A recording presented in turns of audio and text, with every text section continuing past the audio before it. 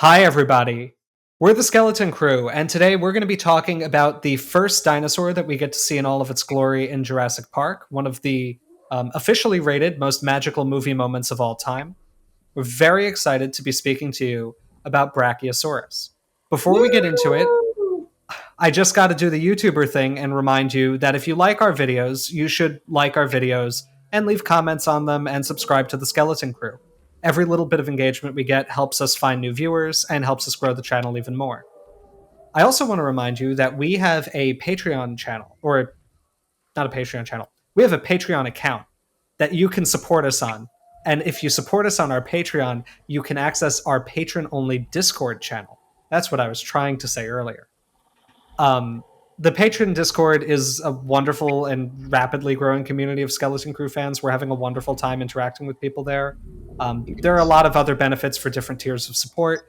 And we ask that if you can and you really like the stuff we make and want to help us make even more of it, that you'll consider supporting us on Patreon. Hello, Another Abydosaurus.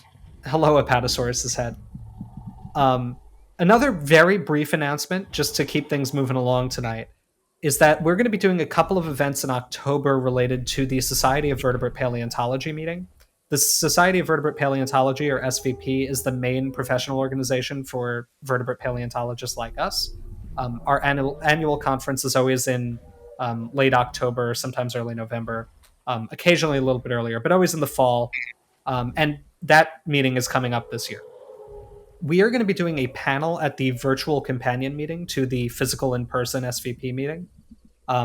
So that's going to be something you can watch if you register for the virtual meeting. You can If also you, see the round table that I'm going to be on by myself without these clowns. Woo! Yeah. Good for you, Scott. if you watch the Skeleton Crew and you're like, man, I really love their banter with each other, but I also wish it were just Scott all the time. Hey, there's going to be other preparators there too. It won't just be. It'll be Scott. weird if it's a round table of just Scott. Scott, you and I know each other, and I know you're the only one who's going to speak on that round table. Hey, James, you also know a lot of fossil preparators, and we're not a quiet bunch. We get That's locked true. in rooms when we get these brief moments of human connection. We exploit them for all they're worth. This is fair. This is a fair point. Anyway, if you're interested in becoming a vertebrate paleontologist, if you want to start to get involved in that community, we really recommend you register for the virtual meeting if you can. Not only will you be able to see our panel, but you'll be able to see a lot of roundtables and panels from a lot of different people in the field and get your first opportunity to meet people. We are also going to be running a special fundraising live stream, not just one, but two, in benefit of the SVP Futures Award. The Futures Award exists to fund summer undergraduate research opportunities for students of historically disadvantaged backgrounds.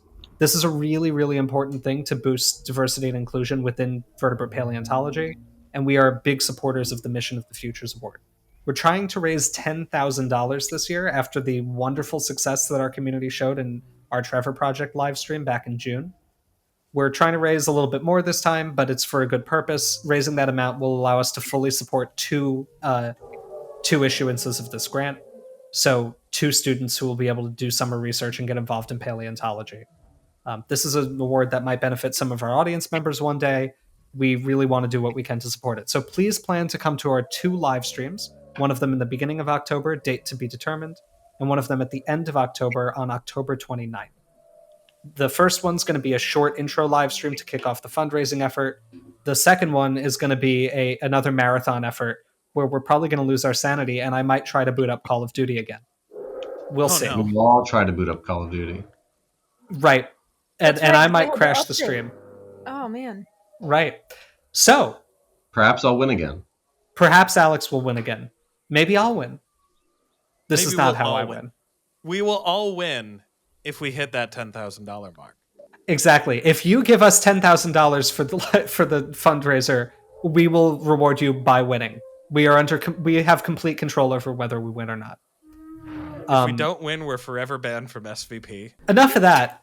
The freshly shaven face speaking to you right now is the maybe unrecognizable face of Dr. James Napoli.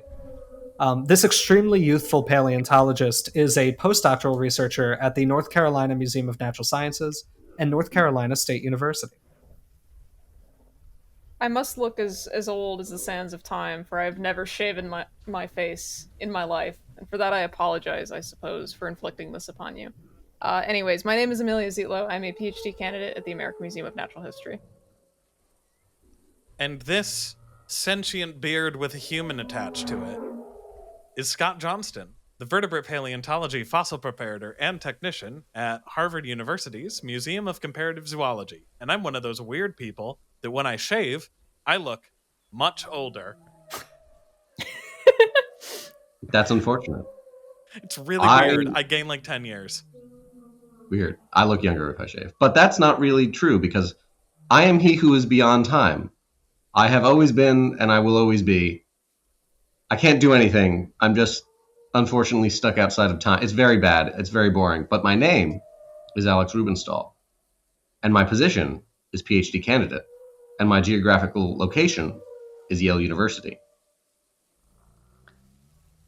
Dalton Meyer is not here. Sad. Dalton Yes. has gone to the great beyond. England. That's will what be they call. missed. That's what they call Britain these days. He went to a farm upstate. And by upstate, we mean Britain. Okay. Well, anyway, Or if you or a loved one have lost someone to Britain, please Subscribe to our Patreon and tell us about it. But together, we're oh right, we're we're the skeleton crew. crew. Forgot about that. News. Scott, would you release the beast? Let's release some beasts.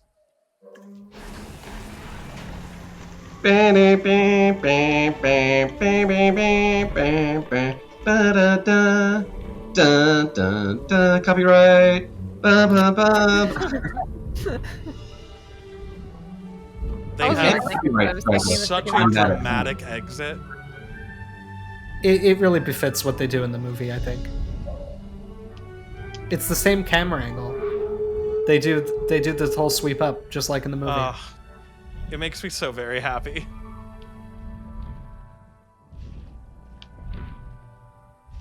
Well, everybody. Is that Brachiosaurus? Maybe. It's Brachiosaurus. Possibly. Debatably, actually. Or more accurately, debatably not. Yeah. So anyway, Brachiosaurus. I remembered this time. We're going to start with what its name means. Brachiosaurus means arm lizard. Oh. He's going to have to sit down. And its Yeah. species name is tall Altithorax. body, Yeah. Yeah, tall chest. Tall tall chest. chest. So I think the what we're supposed to be getting from this is not a small animal, and it's not an animal that doesn't have arms. It's got huge arms, in fact, and a huge chest. Yeah, so Brachiosaurus, right? I think maybe we should even start by just saying the moment where the Brachiosaurus is revealed in the original Jurassic Park is perhaps my favorite moment in any movie. It's not my favorite moment in that movie, but it is very, very good.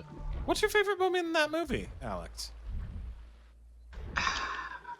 You're gonna make fun of me. Maybe. It's the kitchen scene. Oh, God. no, that's good as well. Yeah, it's that's extremely really, good. really good. Grant getting out of his car and shakily removing his sunglasses is honestly the best part of that entire scene for me personally. Yeah.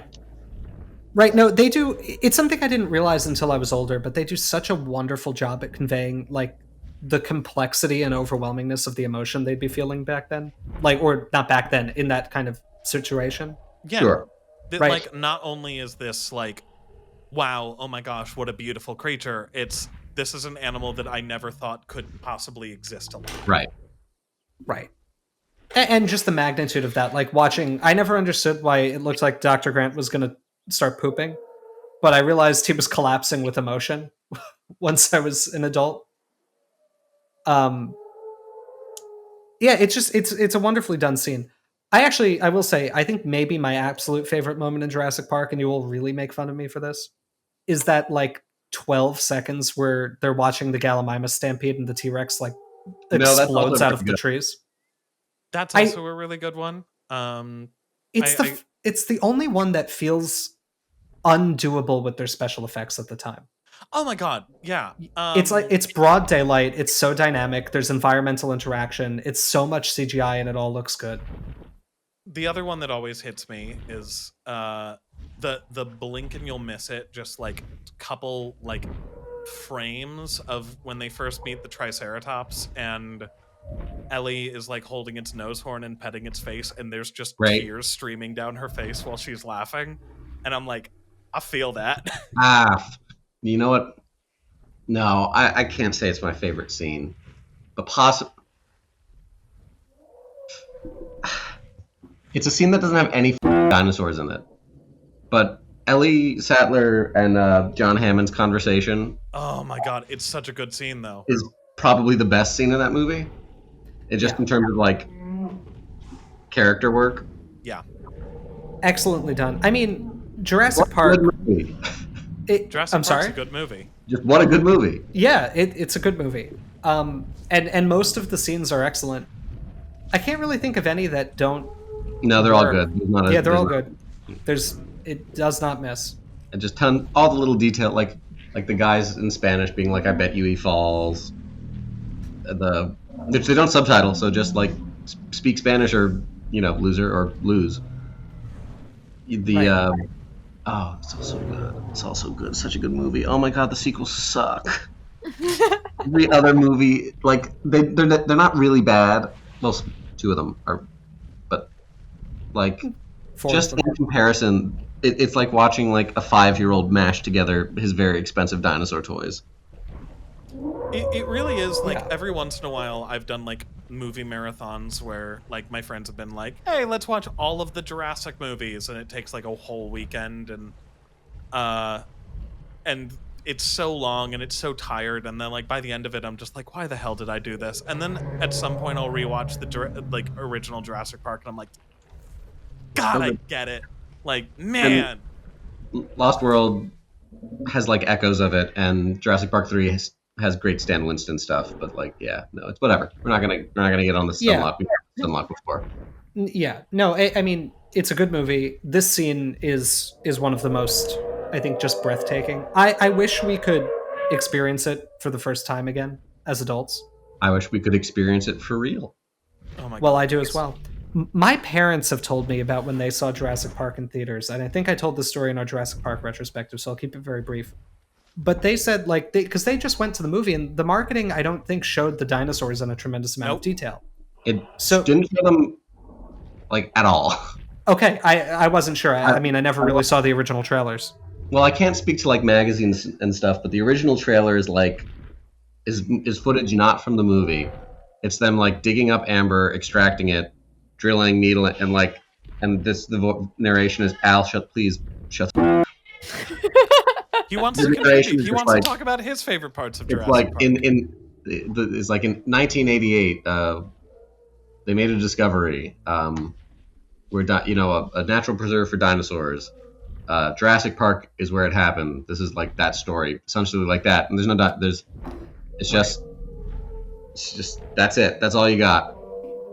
Now, I do know that there was a lot of press about like the special effects are very advanced, and that's going to be a big part of the movie. Like, kind of like what happened with Avatar, where like there was a lot of media about the developments in effects technology that were leveraged or developed to make the movie.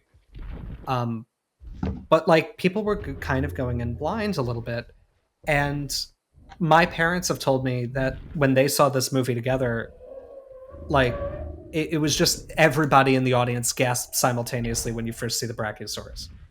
It was like just, this kind of moment where you feel the entire energy of the crowd, all of them seeing something that is completely unlike anything they've ever seen before in terms of its realism and the way it's shot and the way it's framed and everything. I have always wished I could experience it as not a kid.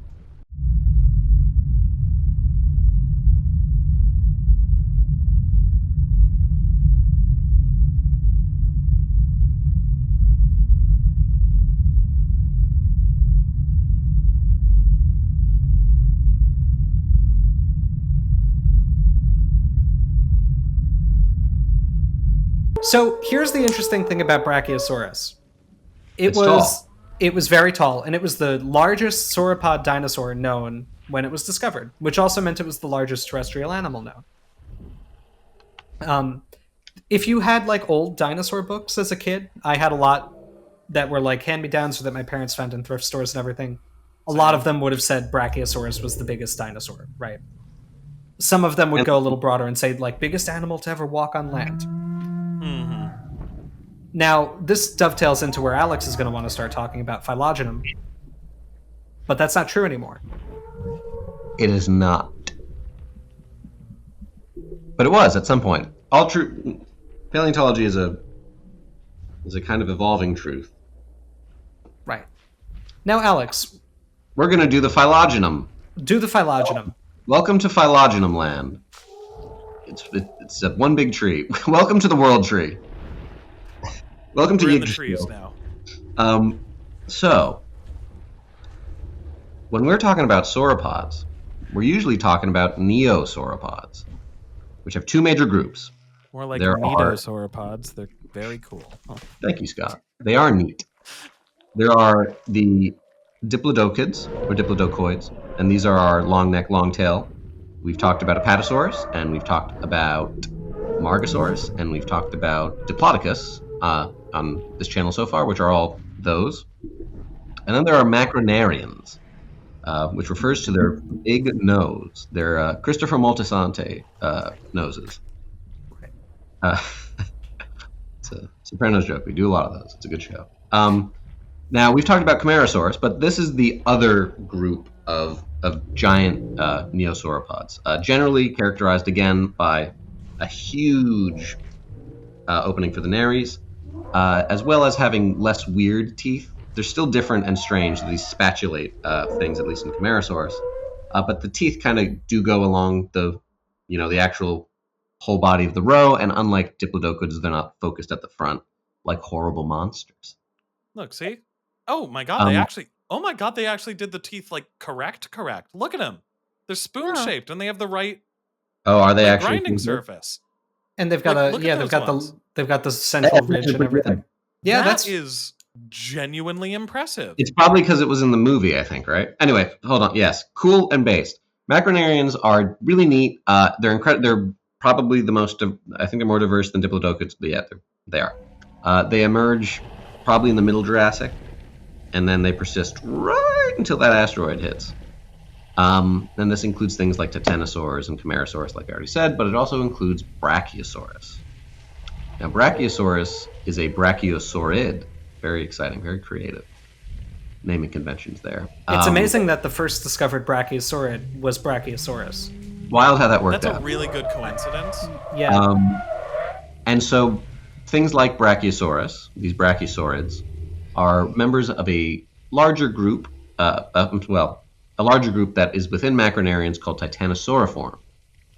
This includes brachiosaurids as well as titanosaurs, things like Alamosaurus, Dreadnoughtus, and Argentinosaurus. And kind of, the things that will take the title of largest terrestrial vertebrate from, truly terrestrial vertebrate from Brachiosaurus. There are a few features that are kind of, Brachiosaurus is on the way, so Brachiosaurus would be closer to a titanosaur than it would be to Camarasaurus, despite the, Camarasaurus and Brachiosaurus live together. Brachiosaurids are pretty interesting. It looks like there are dwarf species of brachiosaurids, like Europasaurus, I believe, is brachiosaurid from Europe, and it is quite small. So it looks like even, in this clade that's characterized by its gigantic size, there's some experimentation with size reduction, insular dwarfism, all sorts of good stuff. That is most of the phylogeny stuff. Actually, yeah, that's really all. Because there are titanosaurs in the game, which we will talk about. Yeah. Well, so one thing that I wanted... Titanosaur. There's just one. Two. What's the other one? There's Alamosaurus and there's Dreadnoughtus. Forgot that Alamosaurus was in the game. Naughty boy. Oh, we're going to get bad comments from... Oh, no. that one guy. One thing that I think is worth mentioning is that... So brachiosaurids are usually very associated with the Jurassic, right? This is like a classically kind of big Jurassic animal. But they actually persist into the early Cretaceous in at least North America. So Are there's a some- beautifully preserved. I'm sorry. is Sidarosaurus one, or is that a Camarasaur? Because I think Camarasaurs persist into the Cretaceous too. I don't think Sidarosaurus is a brachiosaurid. Oh, Yeah. okay.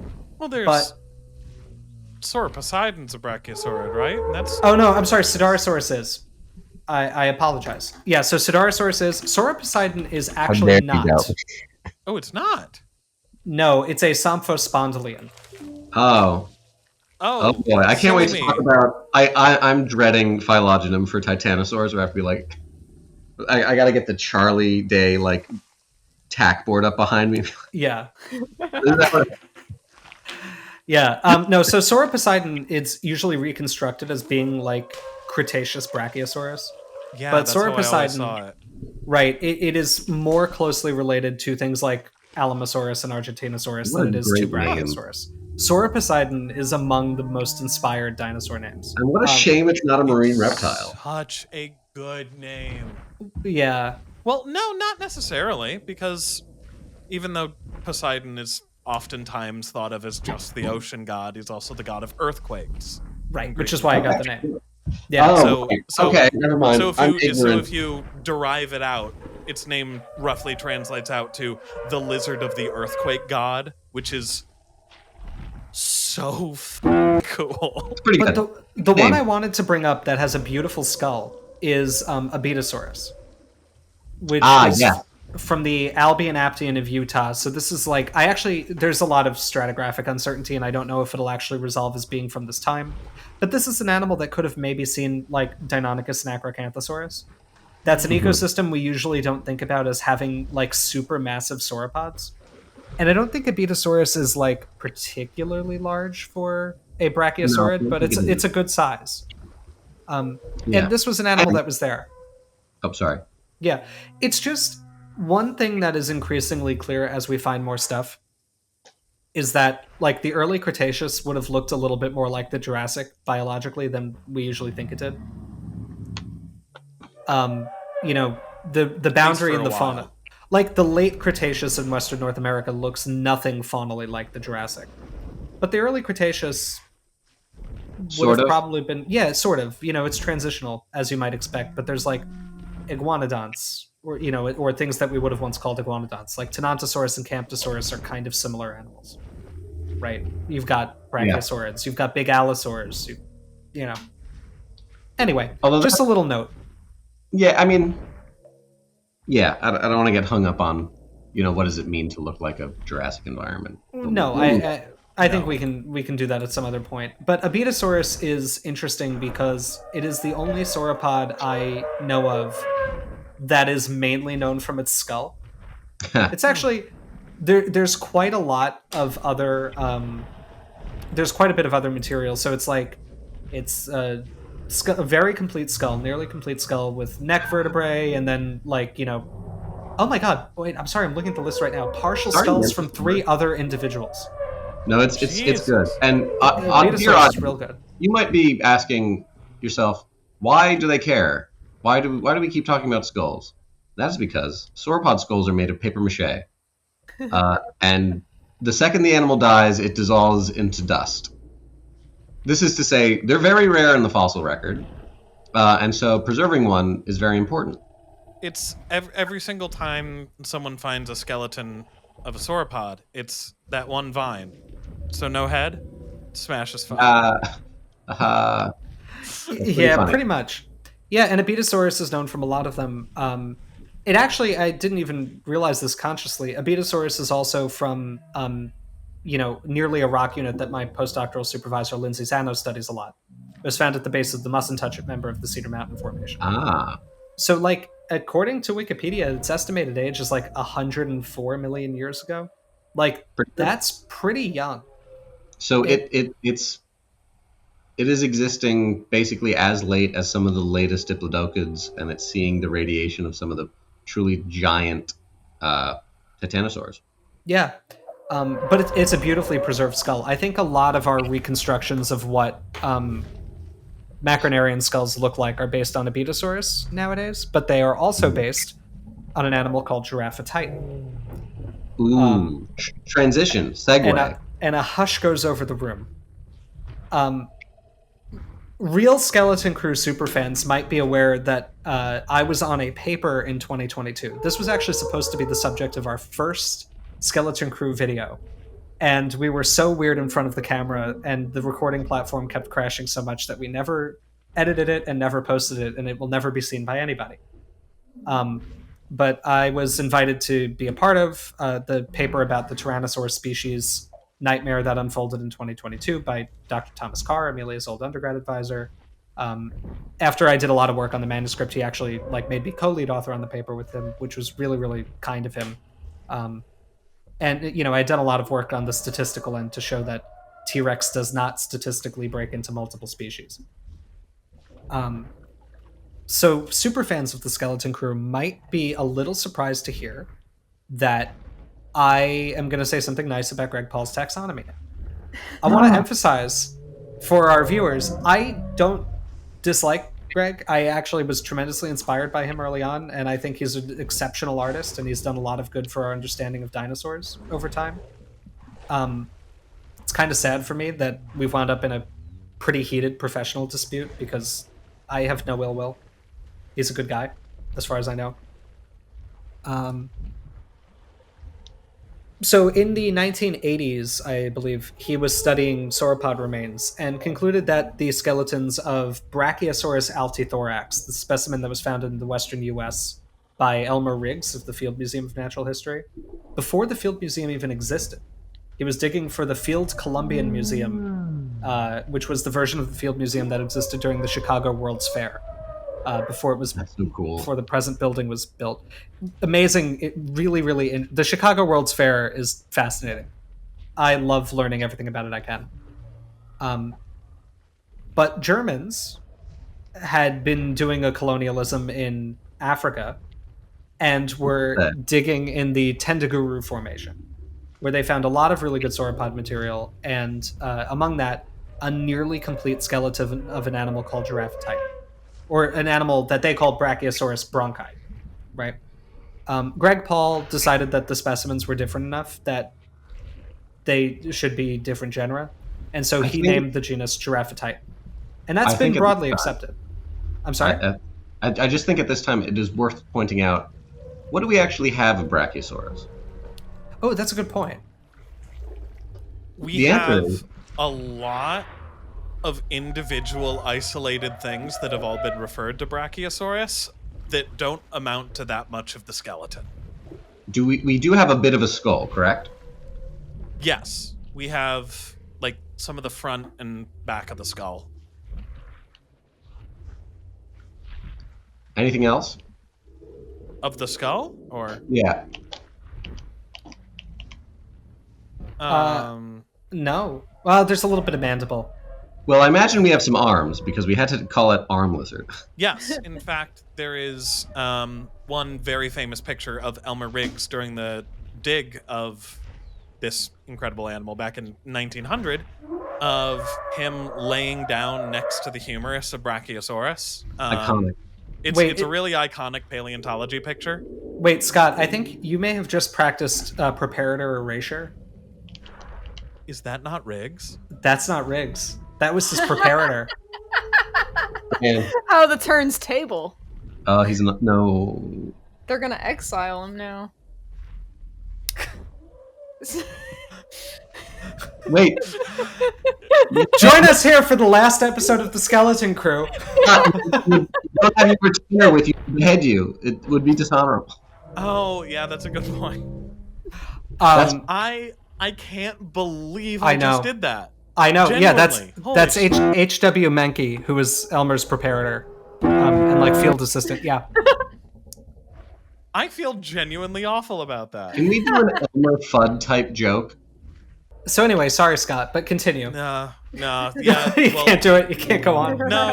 And remind me of the guy's name again. H.W. Menke. Menke. Okay.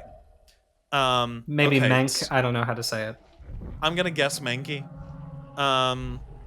But so, okay. As I've been corrected, there's the great picture of Menke laying down next to the Brachiosaurus. humerus that they discovered back in 1900. And also, fun fact, I went to the location where they first discovered Brachiosaurus. There's actually a tiny little, like, weird, forgotten roadside shrine, for lack of a better term, near, like, Grand Junction in Fruita in Colorado, where they have this, like, turnoff that you can park in and have a weirdly long trail that's next to the road that leads to this series of cast metal vertebrae that are in the ground exactly where they found them, with a sign that basically says, like, here is where they found the giant dinosaur Brachiosaurus. And another more fun fact that you'll see when we put this image up is they spell Brachiosaurus wrong on the sign. They spell it with a Y. That's very funny. Yeah. So a sauropod walks into a bar. The bartender says, "Why the long arm?" Ah. Well, okay. That's pretty humorous to me. I knew it wasn't over. That's good. I'm sorry. Oh, you got me on that one. That was great. I'm sorry. That was so bad. That was so dumb. Ladies and gentlemen, the last episode of the Skeleton Crew. For multiple reasons. Yeah. Scott's dead. Alex tells a bad joke. Equally bad things. Dalton's been captured by the British. The British. It's the war. It's the war. They impressed him. Yeah. They're impressing our Dalton Meyer. Okay, more about the Brachiosaurus, like what we have a Brachiosaurus versus Giraffatitan thing. Yeah, so Giraffatitan's almost complete. That's kind of the answer. Our reconstruction of what Brachiosaurus looked like and our popular depictions of it were almost always based on what was then called Brachiosaurus bronchi. And there are a few subtle differences between them. So many of them that so skeleton was mounted in Berlin, right? Like it's that very famous it's mount. still there. Yep. Yeah. Oh, so it survived. It survived the war. I was about to ask. I couldn't remember if it was one of the ones that was reduced to dust. Ooh. I don't know if it's redone, actually, off the top of my head. I know that they have a Giraffatitan there right now, but I don't know if it was the same one that was there back in the day.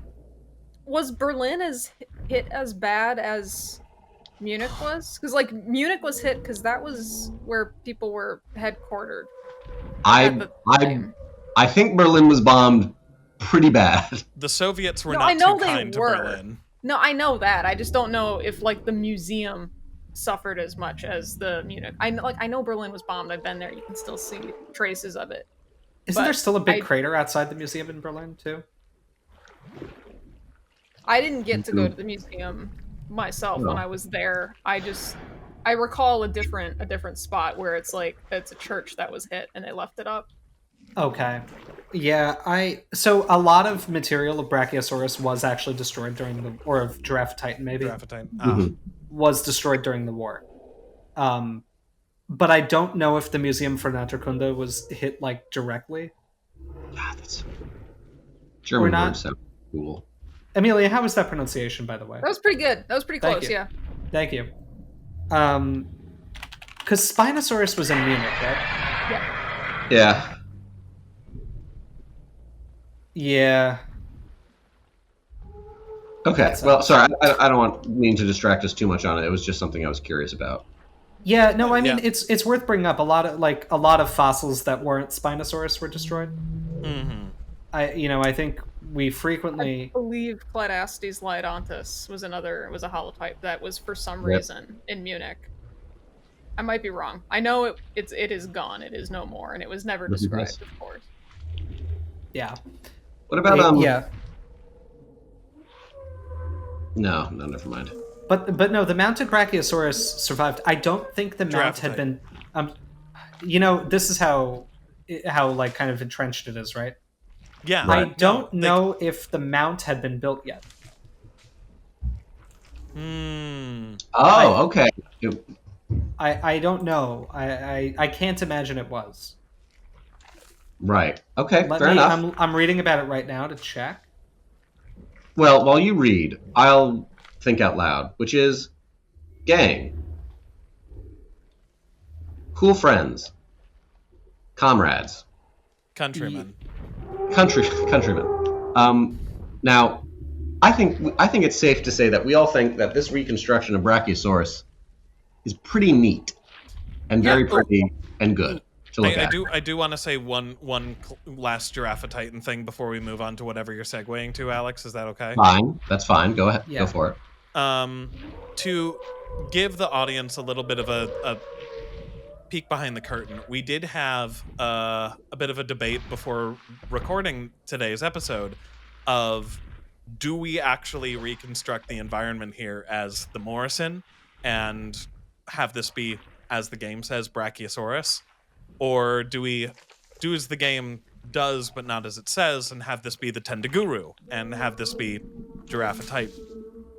Which the only other animal in the game from tendaguru is Kentrosaurus. Which we haven't talked about.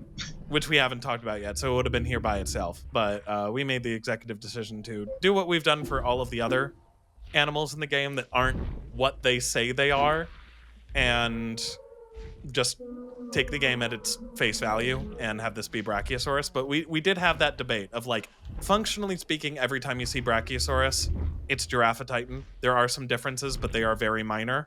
But if you put the animals next to each other, they are, like, you can tell that they are different.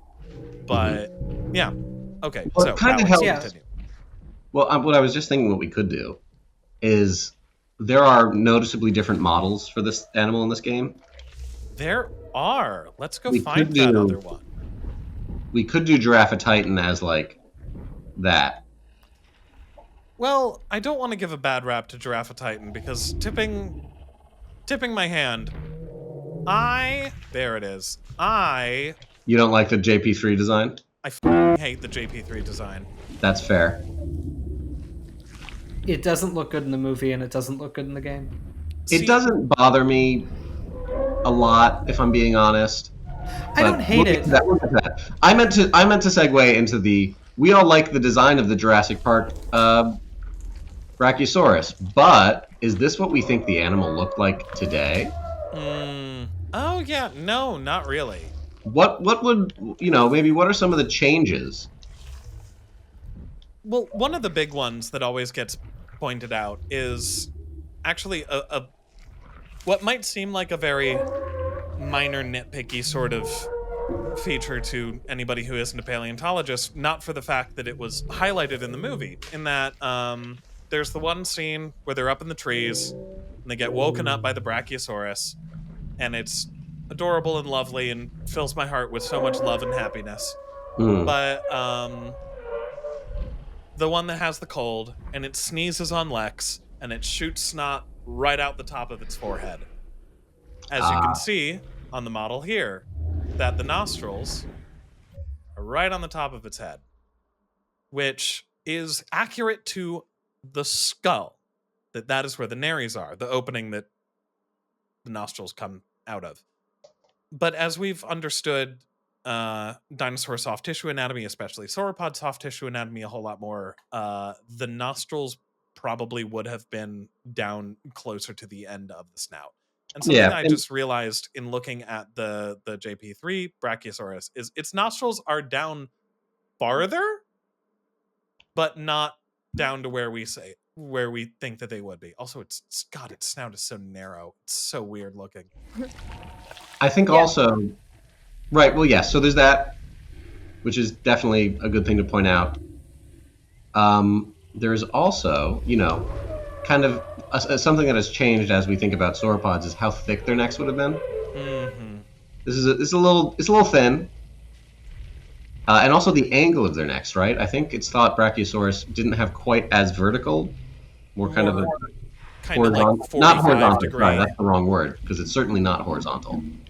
Yeah, more kind of like 45 degree that basically... So one of the things that's interesting about Brachiosaurus and where it gets its name from is the fact that its front arms are incredibly noticeably much longer than its back legs. Yes. And that basically gives the animal a very, like, upwards towards the head sloping posture. And more modern reconstructions of Brachiosaurus kind of have the neck continue at roughly that angle. That, like, this was still a very, very tall animal that held its neck very much Right. off the ground. Like, even during the height of the whole, like, sauropods probably held their necks perfectly horizontally craze that was around during, like, the Walking with Dinosaurs time. Nobody ever did that with Brachiosaurus. That Right. even in the blink and you'll miss it moment in Walking with Dinosaurs where they have a Brachiosaurus in it, it's doing the Jurassic Park thing. It has a Yes. neck all the way up like that. I often forget it's in that, and I'm always like, oh my god, it's Brachiosaurus. Yeah. I love how they kind of depict it like in this very quick moment as like, here's a literal god walking amongst the other animals. You will not see it again. Right. Gaze upon my works, ye mighty in despair. Yeah, no, it gives it this air of like just kind of regality and almost divinity to have it like it appear so impressively, and then it's gone. You just don't see it again. Which also kind of is like the sauropod fossil record in the Morrison, because you kind of don't really see it again. I've heard about new fossil discoveries that are thought to maybe be Brachiosaurus. So there might be more of it in the future. I think it depends on what those are ultimately decided to be. Okay. But Brachiosaurus remains one of the rarest sauropods in the Morrison formation. Yeah. And also on the topic of, I guess, as awfully as I'm going to choose to phrase this, the thickness of some of its appendages is that one of the things I noticed in a difference between the two models in the game is that the other Brachiosaurus models have a relatively thin tail, and the JP3 one got a whole lot of junk in that trunk. Look at that. He's got a very short, very thick tail.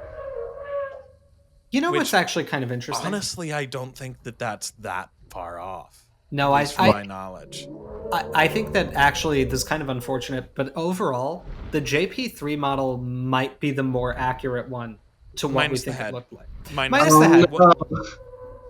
What? Right. I just don't know. It's the uglier design, but maybe the more accurate animal. Well, one of the things that, because I can't keep beating around the bush about this because we keep looking at it, that I absolutely hate about this design so much is that it seems to have a fundamental misunderstanding of the skull anatomy of Brachiosaurus in that it very much looks like they looked at the macronaries on this skull and looked at it were just like, oh, it's a crest. Right.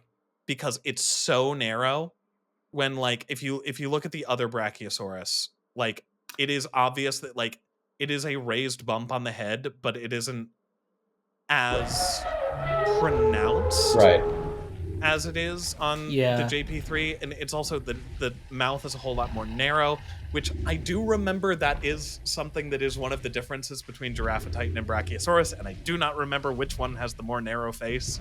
So could this be a cool example of like when a design that's technically more accurate is worse? Pleasing. I think it is an example of that.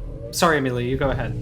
I'm still hung up on the bump on the nose thing, right? Because, like, I know it is said that the nostrils don't go there, and I believe that, because, like, there are traces on the bone that are left by, like, the aperture of the fleshy nostril that you can't see, and, like, I happen to have a visual aid with me, which is this Komodo dragon skull. The openings for the nares are back on the skull, right? But the actual nostril, like, is up here if you look at one with skin on it. And we know, or you can tell from, like, a living animal where the fleshy nostrils are because there's actual correlates on the bone to where the openings are. So has that been found in Brachiosaurus and, like, other sauropods? Like, or is this another case of, like, I don't want to say guessing because that's not true, because I know the people who've said that it's probably towards the end of the snout. But, like, I'm wondering if there was anything published or anything explicitly said where they actually found those correlates on the end of the snout. So yeah, Larry Whitmer's work I think has found correlates on the snout for, like, at least the presence of a long fleshy nostril tube, for lack of a better word. I don't know that it would have looked like a tube in life, but Jim- they're generally indicating like the narial fossa ends quite forward on Yeah. the skull, even though the narial aperture Right. is restricted backward. Right. So the fossa is Right. toward the tip of the snout. So that's right. And so the fossa would be a depression on the bone. So on this guy, you can't actually see it ahead of the hole. So that's the actual hole. There's a fossa there. But the actual correlates themselves are too fine a detail to see on this thing. Is this all? Perhaps I'm misremembering. Is this also an issue for ceratopsians? Yeah. Like where the actual narial opening is? Okay. Well, I mean, Larry Whitmer's work is pretty like compelling in that he's just shown amniotes have the fleshy nostril is always at the anterior-most tip of the narial fossa, like Sure. or the rostral-most because you're in the head, right? Like you go as forward as you can. Ooh. Sorry, watching the Brachiosaurus do things gave me a thought. Yeah. Okay. Well, and this Okay. is like, Oh, I mean, no, it's later. I won't say an issue, but it's been a question with mosasaurs as well because they have really long openings for the nostrils, and it's like, okay, where are the actual fleshy nostrils? And it was one of Whitmer's students who's like, yeah, they're just at the front of it, like everything else, or they're at the front of the fossa, which in mosasaurs, yeah, no, my visual aids are too small, and they don't really show it. There isn't really an extension or like the fossa beyond the actual hole, so like the tip of those openings Sure. is probably Right. where they were. And that's that's what it is in tyrannosaurs too. But like tyrannosaurs are almost like that as well, where especially basal tyrannosaurs like proceratosaurs are really characterized by this. The nares is enormous. Yeah, In some very long. animals, it's getting to like 25% of the whole length of the skull. Honestly, So the bony nares is huge. The actual nostril opening that you would have seen in life, right at the tip of that. the bony nares No. in the Velociraptor holotype is pretty long. Yeah. Amelia, what were you going to say? Sorry. I was just gonna say, like, I mean, it's that the aspect of like the nares being long, like that's fully half the muzzle. Right. You know, it does not mean the nostril is the entire head, Right. It would. Now- Like a turkey vulture. like a I turkey. thought of a fun segue, Yeah. which is in the Jurassic Park films, we see Brachiosaurus do some behaviors. Really, mostly in the first one. Would these behaviors have been possible for a Brachiosaurus? I'm thinking of the rearing up, the chewing, and the sneezing. The rearing up, yes. Yes, I remember having kind of heard that. Well, I mean, there's a couple of things, right? They had to, at least the males had to get bipedal to mate. Yes. So at least that motion must have been But possible. what if they used a leg? Theoretically. They did not use a lake. Maybe one day we'll make a video about the dinosaur sex legs. Knowing the way YouTube works, that'll be the video that like gets us to 100,000 views. subs or something. Yeah, it'll be. We make a whole series of us being relatively good about talking about real science while we play a video game. One video about sex lakes, and that's all that's going to happen. That'll be It'll be our That'll be all second she beach wrote. episode. our second beach episode. Valentine's Day episode. Go to the sex lake. Anyway, but so they must have been able to rear up. I also think it's something that bipedal animals can generally do. Quadrupedal animals. Quadrupedal animals. Yeah, sorry, my god, yeah. Quadrupedal animals can usually get up on their back legs. Bipedal animals can usually do it as well. They We do here it at the great. Skeleton Crew are arguing for a radical reinterpretation of all sauropods. Every single one of them was bipedal. Yeah. Well, fun fact, that was a half an idea for a little bit. Not necessarily like a real idea, but there is a trackway where it's only the front footprints. Oh yeah. And so there's this really cute drawing done by a paleontologist who's affiliated with the AMNH. I don't remember all the details of the story, but Carl Melling gave a talk about it, and it was wonderful. And there's these little drawings that this guy did of a Brachiosaurus doing a handstand, and there's like a note like, that'll confuse those scientists or something like that on it. It's really funny and really, That is really funny. cute. I'll ask Carl if we can use it in the video. yeah. See, also when we said bipedal sauropod, I did just have the thought there for a second of just this thing just standing up and walking like a human, just like Like not a bear. even like another dinosaur, just Well, like are there bipedal baby sauropod tracks? Sorry What about the hell that. was that? Oh, That was a siren right outside my. are you window. harboring the bank robber from the Santander robbery? The what? No, this is going to be a stun lock because it sounds cool. And I'm gonna get There was a distracted. bank robbery in Boston today. You can talk about it when I'm uploading the video later. Yes, Okay, that's what. anyway. I don't know No, anything okay, about so it. rearing up. So yeah, rearing Yeah, up is there definitely are- possible. And there are some baby sauropod tracks that have been interpreted as being bipedal. That like Okay. I would not be surprised if like as little babies they could kind of do the facultative bipedalism thing. Well, like Rear- Scott rear-wheel Hartman, rear wheel drive, right? So Scott Hartman actually did an interesting blog post a while ago now. I think I was in college, but he showed that for diplodocoids, the center of gravity is actually not far ahead of the back legs. See, that's the other thing that I've always heard is that at least for diplodocids, they probably were better at rearing up on their back legs. So like The tail tripod thing. yeah, like the whole AMNH rotunda Barosaurus is probably a very biologically plausible, if not like an That's so adapted cool. for position that this animal could have reached. Yeah. Okay. So we've said yes on rearing. What about chewing? No. Nope. Now, why is that? Well, wait. Do you mean chewing in the mouth only, or does it count as chewing if a gigantic muscular bag inside of the animal is grinding? I mean, is grinding chewing in the the food mouth. with. You think when the mouth does it, right? That's what Yes. you're saying.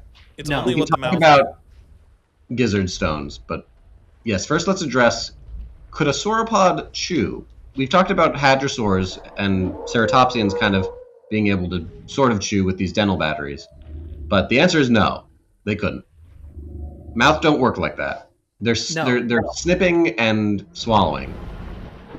The real chewing would have been done by an organ called the gizzard, which is something archosaurs generally have. Right, you've got a chamber of the stomach that's very muscular with hard plates. I actually think it's keratinized. Horrible. Ooh, what? Gross. Yeah, so like the plates are really hard when you. Has anybody else here had an alligator gizzard in their hands? Very briefly once. During It's a cool. Recent memory. old dissection. Yeah, so we had fresh gators when I was doing this for comparative anatomy. When I was in college, the instructor for the comparative anatomy course was just like, James, you like archosaurs. Write a lab about dissecting archosaurs because we want to add that to the curriculum. So I had to like independently learn all of the myology and internal anatomy of alligators and birds and try to do it. That's It cool. served me very well. It was a really cool experience. It was also really fun because nobody had ever done it before, so everybody was just learning. Whereas, like, when you do the cat and the salamander and everything like that, everybody kind of knows what to expect. But the animals were fresh, so like they're wet. I walked in and I was just like, they're Gizzards wet. are normally wet. Well, so the outside was dry. I walk in and I just see what looked like 4 alligators sitting on the table, and then you have to get up real close to see the back of their brain case. It's just gone. Yep, a little. They were probably shot. Just a little off the top. Little off the top. Damn, that's But alligator brain cake. That's some saw. That's got a lot of bone to get through. oh yeah, well I remember there's a couple things that happened in this lab. One, alligator stomach contents are the most repulsive smell that I have ever smelled in my entire life. Are they worse So than shark? I've never experienced shark. Okay. So I it think it's might be probably a worse. similar vibe. Yeah, I think it's similar vibe. So I wrote in the lab in gigantic letters at the top of the page for the abdominal cavity, do not puncture the stomach. The stomach is composed of the proventriculus and the gizzard. The proventriculus is the like chemical secretion and digestion area, and the gizzard is the mechanical crushing area. Sure. So it's all homologous to our stomach. It's functionally segregated. But I said, don't puncture it. So one lab table, and these students will remain nameless, they open up the abdomen and immediately accidentally puncture the stomach with the scalpel, which we all learn about 10 seconds afterward, when the most repulsive smell fills the room. This leads to me as the TA being called over in a hurry of like, James, fix this. So So we had to come up with this thing where we had to ligate the opposite ends of the digestive tract, like doing what you would do in a surgery where you do two ligations and you cut between them so that nothing spills out, and just cut it all up, tie the bag as firmly as possible, and then I carried it directly to one of the lab techs and I said, I need you to incinerate this immediately. Now, this was one of the best moments of my life because this guy, who I loved a lot, he just takes the bag and he's like, all right, I'll take care of it right away. And I'm like, you're not going to ask what's in it? I just walk up to you sweating and I'm like, incinerate this biological material. And he's like, okay. Yeah, sure, I'll do it. It was great. God, we've all had thoughts of just like, man, we're out in the middle of nowhere. We could get away with some I was just like, I feel like you should at least ask what's in it. Anyway, this is about archosaur gizzards. Yes, so the gizzard. So when we were dissecting the stomach, when we were dissecting the abdomen with a table that didn't do that, we were like feeling the gizzard, and you can actually feel like hard plates in the muscle. I don't know exactly what they are. It's got to be some sort of keratin.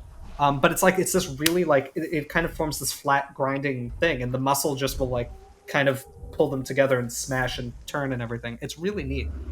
Now, I remember hearing somewhere, and I don't think there's a lot of veracity to this, but I do remember hearing it, that the associated gastroliths with sauropods are actually pretty few.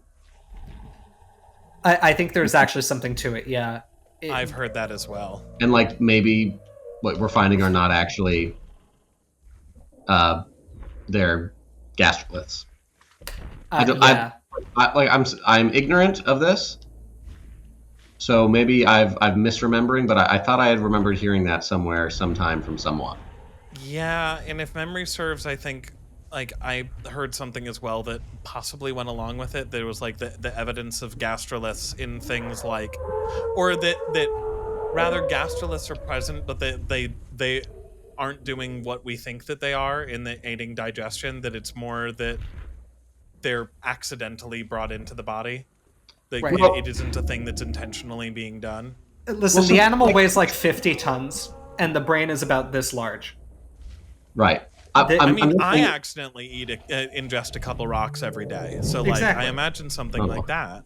In things like Psittacosaurus and Caudipteryx, there's a very clear concentration of a lot of right, a lot of rocks. Yeah, which is obviously the structure, and I don't think that exists for sauropods. However, well, no, I was going to say the counter argument has always been, because the debate used to be, are they gastroliths or are they rocks that are washed in during fossilization? And the argument was always they're in the location the stomach would be. But I think what Alex was referring to is correct. It's the concentration is too low to really function as gastroliths. Right. And we could just, they could get blown away somehow. I don't know. Just something that I think our audience should be aware of is all. Now, the last thing you said was sneezing. Yes. I was unaware of whatever you're going to talk about, so I think you should just go for it. So, in the charming scene where Lex and Tim and Alan Grant... The Vegisaurs. The Vegisaur scene, where they have a nice time and they touch a Brachiosaurus, which, if I were in the tree next to that and Alan Grant said, you have to throw one of these children to their death to get to touch one, I would do it. I want to touch the Brachiosaurus. Kick them off. I want it so bad, but it's a funny little bit, and the sauropod goes achoo and blows mucus and sneezes all over our dear friend. Could a sauropod dinosaur do this? Could any dinosaur do this?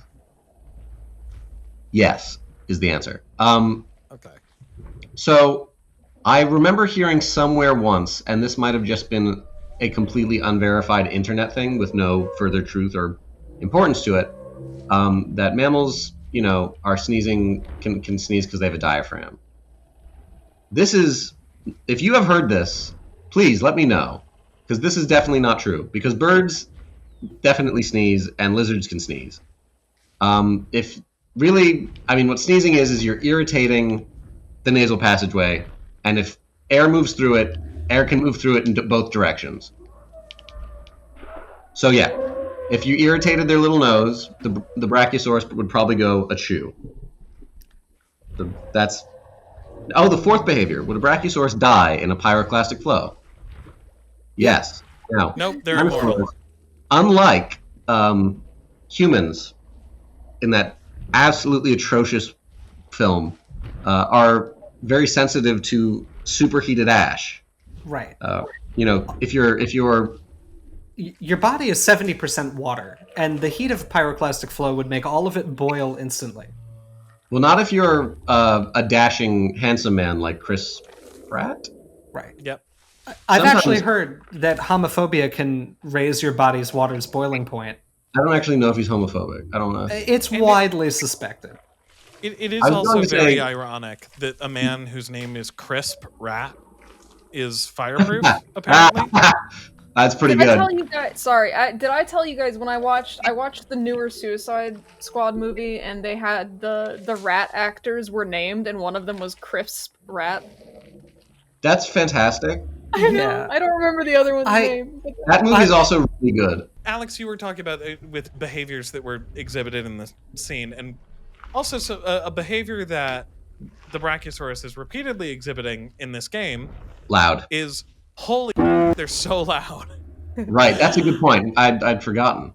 They are some vocal singing animals, and what do we think about that? Oh, sauropods would have been the loudest things. But would we have even been able to hear them? Yes. Because I know that there's been a lot of talk that especially larger animals very frequently communicate through infrasound. Yeah. Do you want to be in the water with a particularly large cetacean really close to it? No. Let them hit you with that sound. I wonder what. I've heard that when you get hit by sonar directly from a sperm whale, you'll actually feel your body heat up from the vibration. Just like your molecules start moving a lot. I've also heard that theoretically it can kill you. They can, yeah. Which is cool. Here's the thing. Sauropods were immense. Any sound they made would have been loud.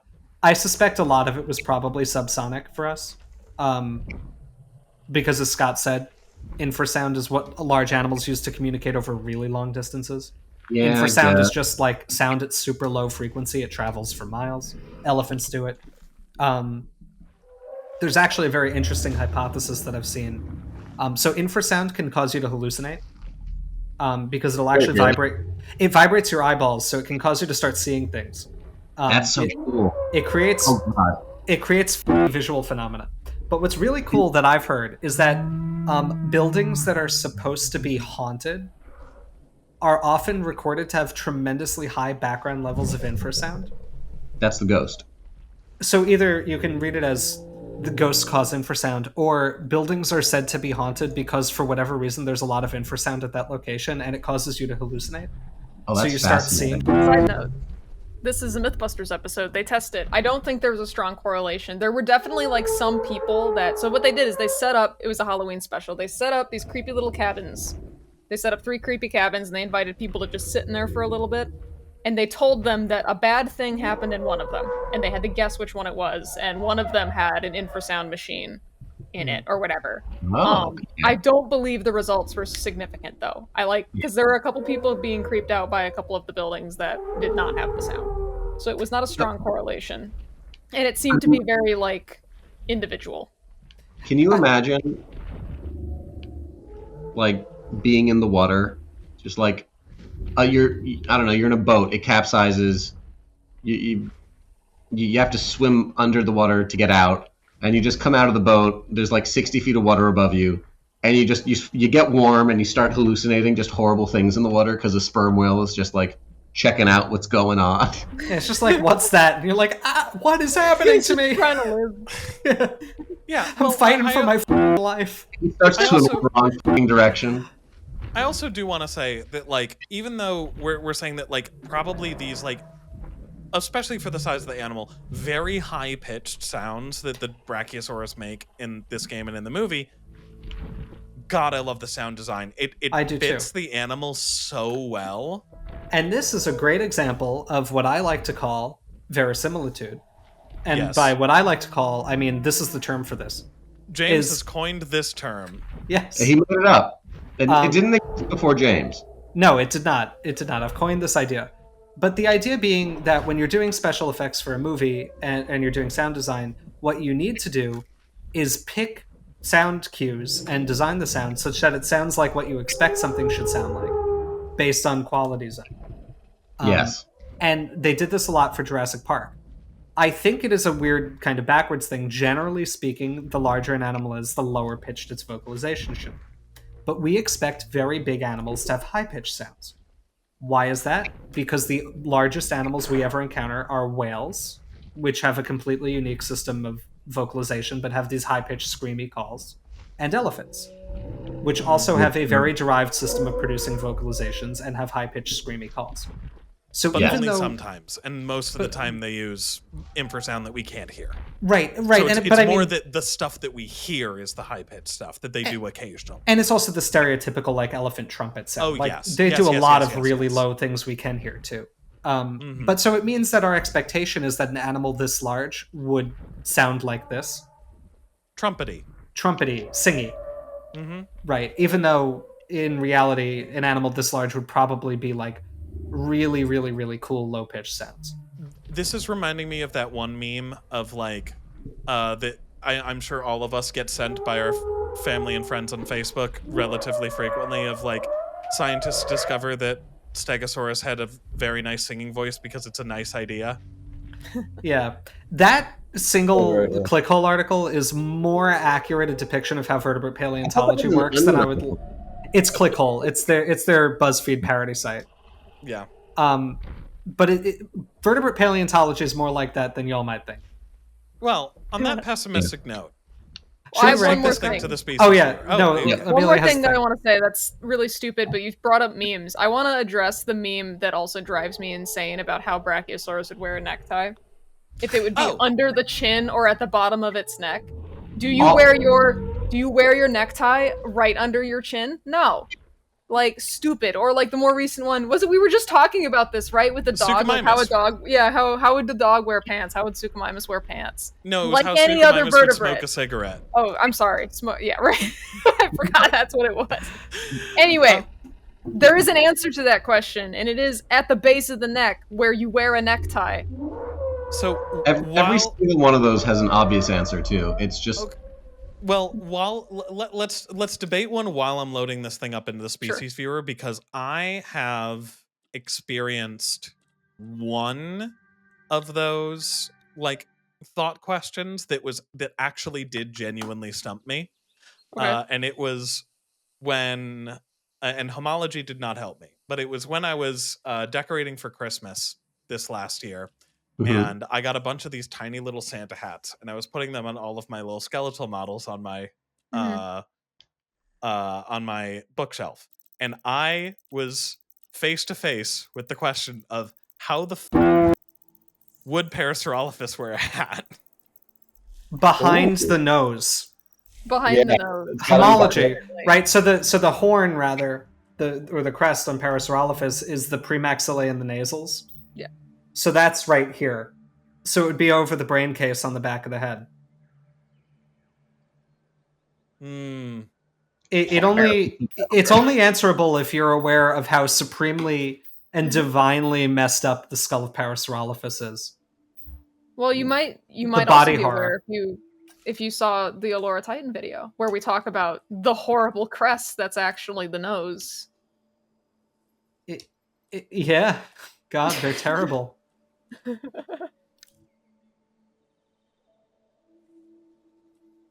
And then there we go.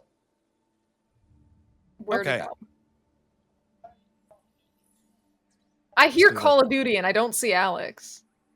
I think he went to the Is bathroom. Alex not back? Okay. No, he was not back yet. All right. I like it. I know exactly what it is. It looks cool. Al, come on. Just rank it. I I know. can't. I'm sorry. He's so funny. Yeah. Anyway, Brachiosaurus is a great animal. Like Al, it's very noisy, which is cool. Which I don't know. It makes sense. Like whatever noise these things were making, they were certainly making noise. Yeah. No, I literally don't have any complaints about it. So I guess I'll give it an S. Grand. I don't think this is a particularly exciting design. And I think if it didn't have the historical importance that it did, I might be inclined to give it a lower ranking. And I experimented and really searched within myself for the ability to even give it an A. I can't rank this as anything but S. It's just so inexorably tied to one of the most powerful experiences of my life as a kid, seeing Jurassic Park for the first time. When I was really little, this was the only scene from the movie I was allowed to watch, but I watched it a lot and wondered why they never showed the T-Rex in the movie that they talk about afterward. It's just such a magical movie moment, and it's such an iconic design. I see no way to not give this an S. So S tier. I also like it has the regular criticisms that we have of all the other ones. Namely, feet are screwed up. Yeah. Yeah, they are. But not screwed up in the proper way that they should be screwed up to be a sauropod. True. But likewise, like viewers might have noticed that I was very predisposed to filming this thing and also framing it here in very dramatic low angle camera angles because like god, I just love looking at this thing. It is an awesome animal in like the traditional sense of the word of like filling you with awe. And while I do kind of wish that there were some more exciting color or pattern options, I do like that there are some more subtle ones of like that on some of the designs you can kind of highlight the top of the head and give it some cool like patterns down the neck and on the back and stuff. I also, it just even more so makes me wish that I liked the JP3 design better because I do like that they gave it some fun colors and stuff. I just hate everything else about it. But like, man, what a gorgeous animal. If I gave this thing anything less than an S tier, I would be lying. I'm being held hostage. If I stop petting him, he'll yell at me. What does Al give it? Am I free? Or, Al, am I free? I think I'm free. Okay. Al gets an S tier for silly guy. Yeah. Okay, sorry. However, Brachiosaurus. Oh my god. He misses Dalton. Oh, Al, are you one of our commenters? Are you able to reposition your camera so we can see him? He's behind your nameplate. Oh. No. Yeah, you miss Dalton, don't you? You have to make. We all do. Yeah. Why don't you turn around and say hello to everyone else? He doesn't want to do that. Okay. We're going to tilt back up. Anyway. This is a very good design. Thank you, Al. I like it a lot. Everyone said a lot of reasons for why they liked it. I echo many of these reasons. However, I do think it's a little boring. It's just like a tiny bit boring, and also I felt almost nothing when this thing died in Fallen Kingdom. So, which is not really the design's fault. It's the fault of that movie. Anyway, there are sauropod designs in the game that I like more than this, and in good conscience, I can only say it is a high A. But I mean, it'll be S because the S's will take it. Can we ask Al what Dalton would give it? Because I imagine he told Al. Al, what would Dalton give it? Come on, make a little noise. If Dalton would give it a D, don't make any sounds. Oh well. Oh my god, that's going to pull the grade down. Dalton is a negative guy. Like it feels like a Brachiosaurus. It's great. It's got great sounds. Great. It's very iconic in the movie. But just like there's one that looks more like what we think like a modern sauropod looks like, and then there's one that I think looks really cool.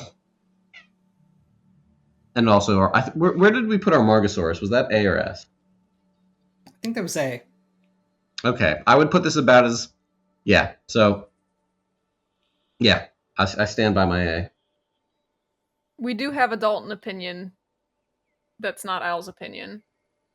Oh, what is Dalton? This I is was from. trying to You segue lied. into that. Oh, okay. Yeah, sorry. No. Dalton You're fine. Okay. Dalton says he's torn between A and S for beach. Because this is over text. For Brachiosaurus. I don't want nostalgia to overrule, but it might. Low S. Okay. Okay. Well, the S's have it. Can I also just like Alex, your comment for you didn't feel anything when this animal died in Dominion or in Fallen Kingdom? Can I tell a very quick story about how my framing on this slightly changed when I did my fieldwork out in the Morrison? Sure. So, Dr. Joe Peterson, who is the PI on that expedition, this was right after that movie came out, and we were talking about how bad it was. But he had a It pet is theory bad. that absolutely devastated all of us. That was because the last thing that you see die is that Brachiosaurus, and it's supposed to be the same Brachiosaurus that you see in the first movie for the first time. And so his pet theory is like, hey, Hammond is a really shrewd businessman and really wanted to impress the people who were coming by. And he says that he's personally present for the birth of every single animal on that island. Mm-hmm. I guarantee that rearing up impressive behavior is a learned behavior that was taught to that Brachiosaurus by Hammond to show off to guests to make it seem more impressive. So when they pull up in the Jeeps, it's like, oh, people, I'm going to rear up and do the trick that I know so I can show off. And then in Fallen Kingdom, it's terrified. It's running down the dock. It sees or smells people. And the last thing it does is, oh, people, maybe I'll do the trick that I know. And then it dies. And it's so heartbreaking when you phrase it. I would posit that it does it in the first one because that's something that was kind of played with in science. Could sauropods do that? It's a fun in media. It does it in the fifth one because I assume trepanned people that they had involved with that go, what does it do in the first one? It goes like, whoa! And then they all clap. What I felt when I saw that in the movie was boiling rage at a Hollywood studio system where writers are apparently now only allowed to try to make you feel things by reminding you of better movies. Yes, we support the strike. Strike is good, but we also support the strike. Yikes! Some people need that union strength because, by God, are they bad writers? They still deserve to make a living, even though they're terrible. I humbly suggest that the writers on strike take this time to practice writing. Yeah, because they're not working right now. That's for sure. A ton of executive interference and all that. Yeah. No, I mean, listen, it's a lot of executive. But at some point, we're going to run out of better movies to remind you of during your worst movie. And at some point, you're going to need to make a better movie again so that you can remind people about it 30 years later. Yeah. Yeah. All right. Well, with all of this, I'm going to stop the recording. Well, hold on. I can I share some other stray thoughts I had when I watched that scene? In the meantime, why don't we do it when we throw it on? I'm already on it. Excellent. I was also thinking, because I watched it at home. I was watching. I didn't see it. It's the only one I haven't seen in theaters. And because the reviews were pretty bad, and I was like, whatever. I think it was also whatever. It doesn't matter. I eventually came out. I was watching it on some streaming platform, and I remember being like, I wasn't upset it was dead. I was pissed off that they were blowing up Isla Nublar. Because I'm like, I kind of like that there's an island with dinosaurs on it somewhere, but whatever. The same thing with the ending of the first Jurassic Park novel is kind of a bummer. But as that was happening, I remember thinking, oh my goodness, are they wrapping it up? And then I remember feeling disgust when I pressed X and I saw that I still had half of a movie to watch.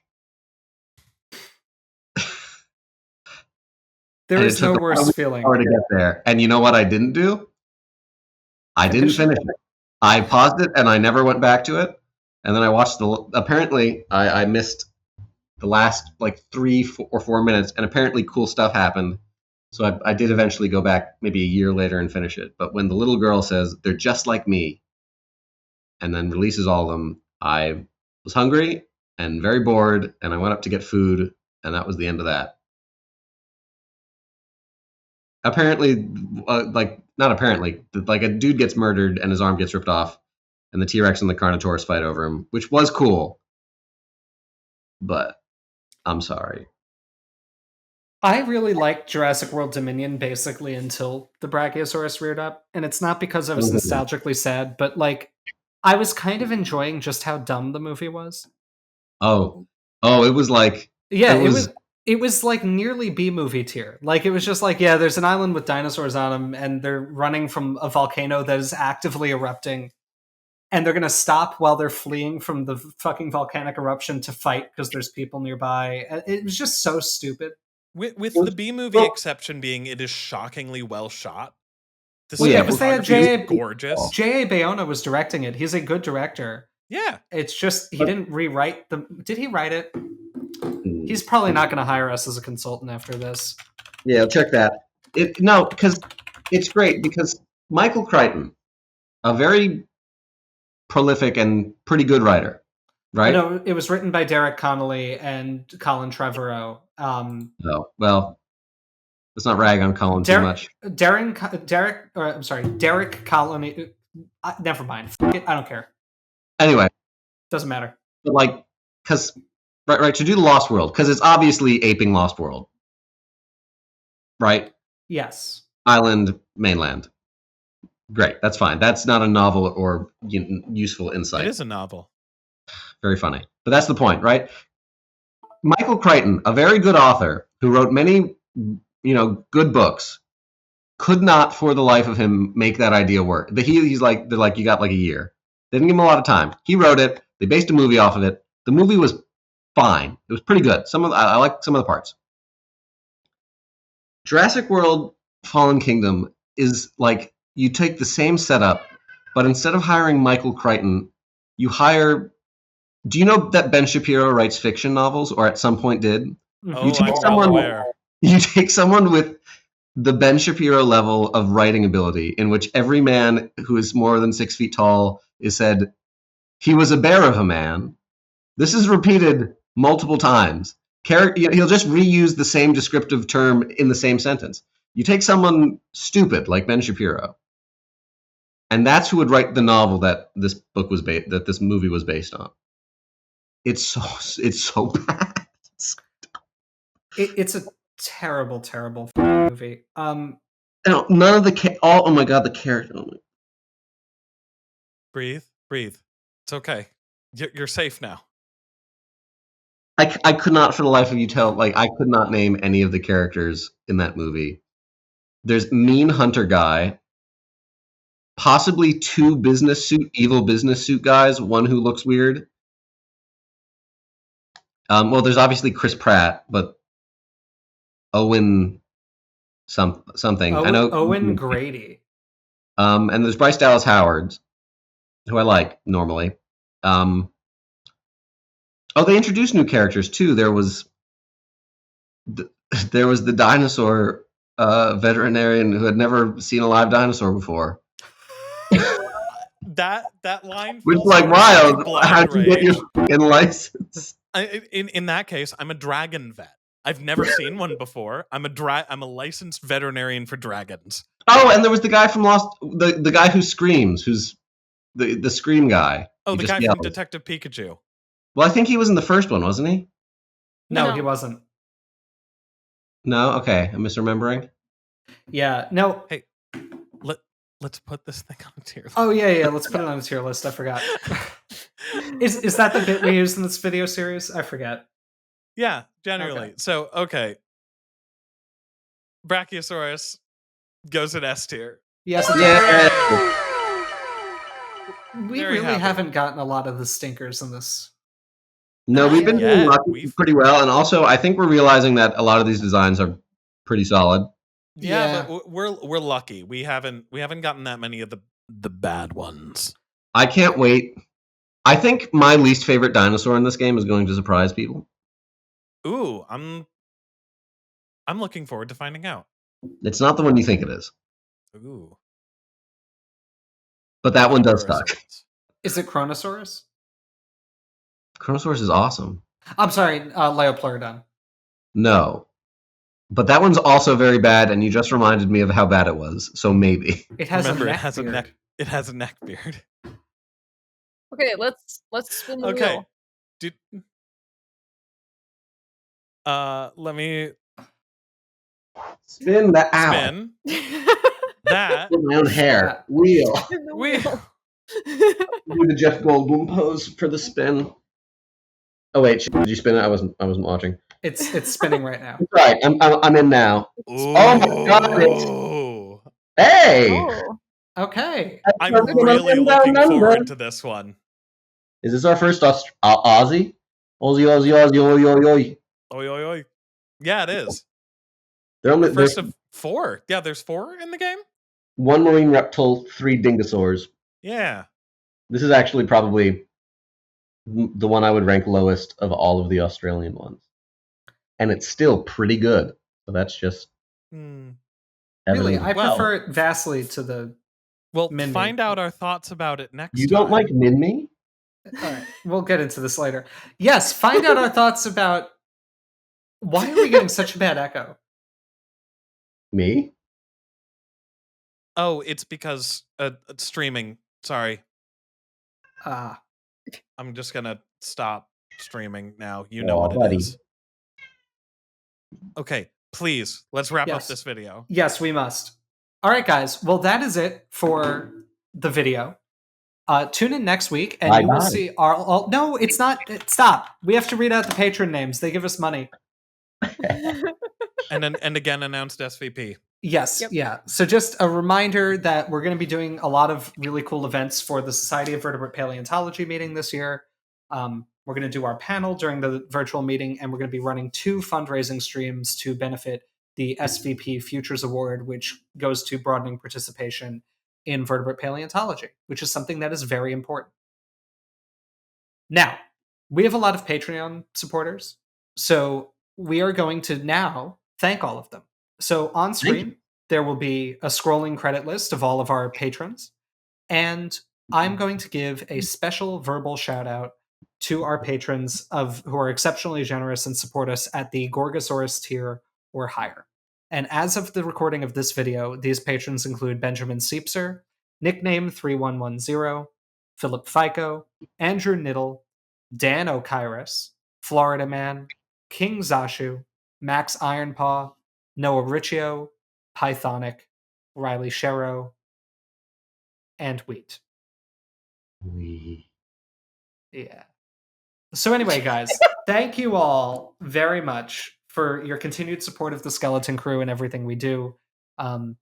Your support means a tremendous amount to us, and we couldn't do this without you. So thank you all very much. Bye. And now, bye-bye. Bye-bye. Goodbye.